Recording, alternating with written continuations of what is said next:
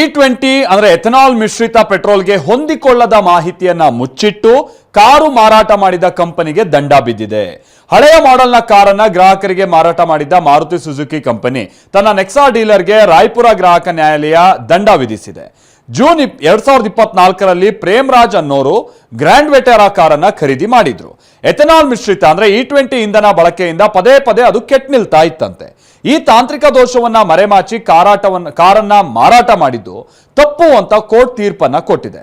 45 ದಿನದಲ್ಲಿ ದೂರುದಾರರಿಗೆ E20 ಹೊಂದಾಣಿಕೆ ಆಗುವ ಹೊಸ ಕಾರನ್ನ ಬದಲಾಯಿಸಿಕೊಡುವಂತೆ ಸೂಚಿಸಿದೆ. ಇಲ್ಲದೆ ಹೋದಲ್ಲಿ 20 ಲಕ್ಷ ಮರುಪಾವತಿ ಮಾಡುವಂತೆಯೂ ಆದೇಶಿಸಿದೆ. ಇದರ ಜೊತೆಗೆ ಮಾನಸಿಕ ಕಿರುಕುಳ ಮತ್ತು ಕಾನೂನು ವೆಚ್ಚಕ್ಕಾಗಿ 1,10,000 ರೂಪಾಯಿ ಪರಿಹಾರ ಪಾವತಿಸುವಂತೆನೂ ಕೋರ್ಟ್ ಸೂಚನೆಯನ್ನ ಕೊಟ್ಟಿದೆ. ಇದು ಸಹಜವಾಗಿ ದೇಶದಲ್ಲಿ E20 ಇಂದ ಕಾರ್ಗಳಿಗೆ ನಿಜಕ್ಕೂ ಹಾಗಾದ್ರೆ ಡ್ಯಾಮೇಜ್ ಆಗ್ತಾ ಇದೆಯಾ ಅನ್ನೋ ಗುಮಾನಿಗೆ ಮತ್ತಷ್ಟು ಪುಷ್ಟಿ ಕೊಡ್ತಾ ಇದೆ.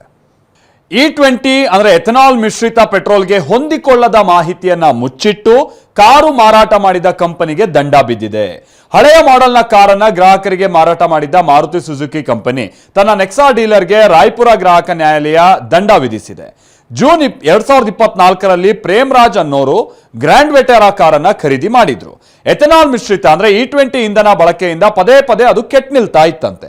ಈ ತಾಂತ್ರಿಕ ದೋಷವನ್ನ ಮರೆಮಾಚಿ ಕಾರನ್ನ ಮಾರಾಟ ಮಾಡಿದ್ದು ತಪ್ಪು ಅಂತ ಕೋರ್ಟ್ ತೀರ್ಪನ್ನ ಕೊಟ್ಟಿದೆ. 45 ದಿನದಲ್ಲಿ ದೂರುದಾರರಿಗೆ E20 ಹೊಂದಾಣಿಕೆ ಆಗುವ ಹೊಸ ಕಾರನ್ನ ಬದಲಾಯಿಸಿಕೊಡುವಂತೆ ಸೂಚಿಸಿದೆ. ಇಲ್ಲದೆ ಹೋದಲ್ಲಿ 20 ಲಕ್ಷ ಮರುಪಾವತಿ ಮಾಡುವಂತೆಯೂ ಆದೇಶಿಸಿದೆ. ಇದರ ಜೊತೆಗೆ ಮಾನಸಿಕ ಕಿರುಕುಳ ಮತ್ತು ಕಾನೂನು ವೆಚ್ಚಕ್ಕಾಗಿ 1,10,000 ರೂಪಾಯಿ ಪರಿಹಾರ ಪಾವತಿಸುವಂತೆನೂ ಕೋರ್ಟ್ ಸೂಚನೆಯನ್ನ ಕೊಟ್ಟಿದೆ. ಇದು ಸಹಜವಾಗಿ ದೇಶದಲ್ಲಿ E20 ಇಂದ ಕಾರ್ಗಳಿಗೆ ನಿಜಕ್ಕೂ ಹಾಗಾದ್ರೆ ಡ್ಯಾಮೇಜ್ ಆಗ್ತಾ ಇದೆಯಾ ಅನ್ನೋ ಗುಮಾನಿಗೆ ಮತ್ತಷ್ಟು ಪುಷ್ಟಿ ಕೊಡ್ತಾ ಇದೆ.